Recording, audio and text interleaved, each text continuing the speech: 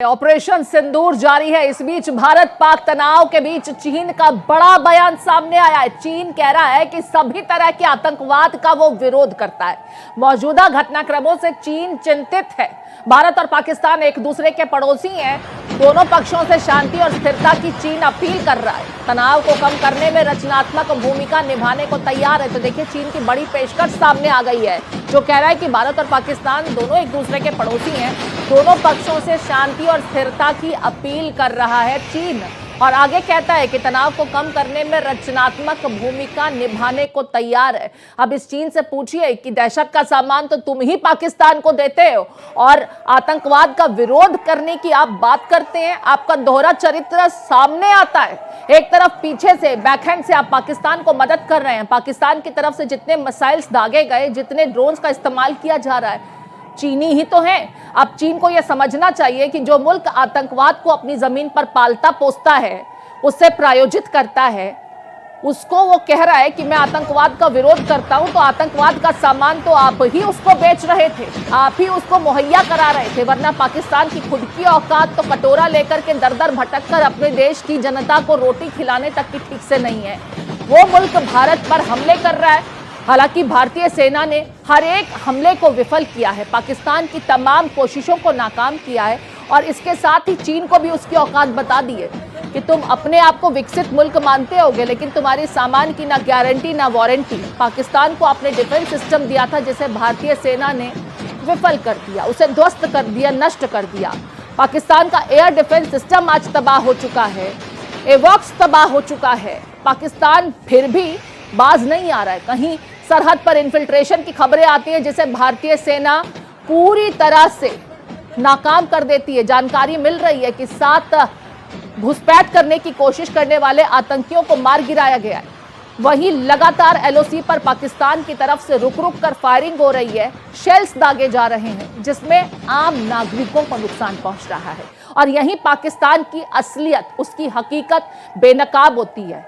आतंकियों के जनाजे पर उनकी सेना प्रमुख पहुंच जाते हैं, आतंकियों के जनाजे पर उनके मुल्क के हुक्मरान पहुंच जाते हैं, और चीन कहता है कि भारत पाकिस्तान के इस तनाव को कम करने में वो सकारात्मक भूमिका, रचनात्मक भूमिका निभाने को तैयार है। अरे आप पाकिस्तान से पूछिए जनाब, आतंकवादियों से इतनी हमदर्दी कि उसके जनाजे पर, उसके विरुद्ध कार्रवाई की गई, तो आप उनके जनाजे पर पहुंच गए आंसू बहाने के लिए। आप तो पहले ही बेनकाब हो चुके हैं। यूपी के सीएम योगी आदित्यनाथ ने भी यही कहा कि भारतीय सेना ने तो अपनी शौर्य का परिचय दे दिया, लेकिन पाकिस्तान की तस्वीर एक बार फिर पूरे विश्व के सामने बेनकाब हो गई है, वो नंगा हो गया है। क्योंकि जिस तरीके से पाकिस्तान के हुक्मरान आतंकियों के जनाजे पर पहुंचे, उसके बाद किसी को कोई सबूत देने की जरूरत नहीं है। कोमल हमारे साथ लगातार बनी हुई है। कोमल, चीन रचनात्मक भूमिका की बात कर रहा है तनाव को खत्म करने के लिए।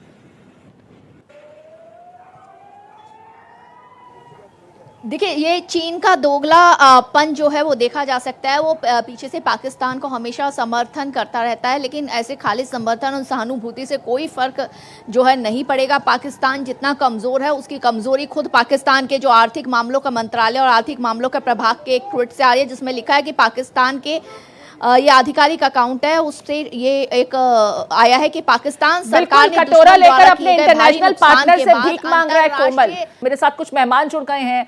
आर.के. भार्गव साहब हैं, बीएसएफ के रिटायर्ड आईजी हैं। आप, बहुत स्वागत है सर भारत एक्सप्रेस में आपका। और lieutenant colonel retired Siddharth Varma ji भी हमारे से जुड़े हुए हैं, रक्षा विशेषज्ञ हैं। सर, आपका भी बहुत स्वागत है। भार्गव जी, पहले आपसे ही सवाल। एक तरफ पाकिस्तान की तमाम कोशिशों को भारतीय सेना ने विफल कर दिया, दूसरी तरफ पाकिस्तान है कि मानता नहीं, लगातार उसकी तरफ से एलओसी पर सीजफायर वायलेशंस हो रहे हैं, और एक बार फिर अमृतसर से लेकर के कुछ एकाध एलओसी के निकट के इलाकों में पाकिस्तानी ड्रोन स्पॉट किए गए हैं, जिसे हम लगातार न्यूट्रलाइज कर रहे हैं। पाकिस्तान बाज क्यों नहीं आ रहा? और एक सवाल, पाकिस्तान की औकात नहीं, उसके पास इतना बैकअप भी नहीं है, फिर इस तरह के अटैक्स करके वो क्या साबित करना चाहता है? कहां जाने की कोशिश कर रहा है पाकिस्तान इस स्थिति को लेकर के? देखिए, कहावत है हिंदी में कि विनाश काले विपरीत बुद्धि। जिस समय पाकिस्तान ने टेररिस्ट को लेकर के और अभी पहलगाम में हमला करने की योजना बनाई जी, उस समय पाकिस्तान ने यह नहीं देखा कि उसको कहां पर वो फंसा हुआ है। बलूचिस्तान में वो फंसा हुआ था, उधर अफगानिस्तान में जो पश्तून हैं वो उसके खिलाफ हैं, सिंध में भी खिलाफ हैं, यहाँ तक कि खुद पंजाब यानी पाकिस्तानी पंजाब स्टेट में भी पंजाबी आर्मी के खिलाफ है, जिस आर्मी में 80% पंजाबी ही होते हैं जी। एक वो स्टेटमेंट दे देते हैं मुनीर कि हिंदू और मुसलमान को लेकर के, क्या हिंदू और मुसलमान ये दो अलग नेशन है, अलग कल्चर हैं और ये साथ नहीं रह सकते, यानी जिन्ना वाली बात उन्होंने दोहरा दी। उसके बाद ठीक है, चलिए उन्होंने पहलगाम में हमला कर दिया, पहलगाम में हो गया। उसके बाद उन्हें ये पता था समय भी, हमारे प्राइम मिनिस्टर की रेपुटेशन को देखते हुए कि उसके ऊपर अभी रिटेलिएशन होगा।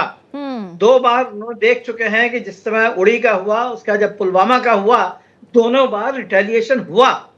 इस समय भी उसको पता था कि रिटेलिएशन होगा, उसके बाद भी अगर इस तरह की हिमाकत है तो इसको यही कहते हैं। कहा भी जाता है सर, जब नाश मनुष्य पर छाता है पहले विवेक मर जाता है, और शायद पाकिस्तान का विवेक मर चुका है। हालांकि एक संदर्भ जो है वो भी सामने आ रहा है कि फरवरी के महीने में हमास की पीओके में आईएसआई के साथ बैठक होती है और शायद उसी के दम पर पाकिस्तान इतना उछल रहा था, लेकिन उसकी तमाम जुर्रतें, तमाम कोशिशें भारतीय सेना नाकाम कर चुकी है।